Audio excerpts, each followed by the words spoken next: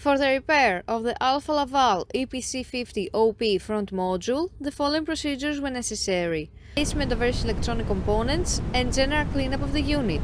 For testing, we add a 24-volt DC power supply.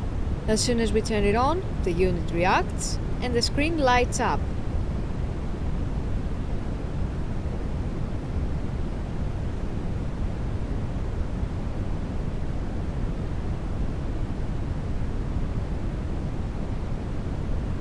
The error message is due to lack of additional units, so no further testing is possible.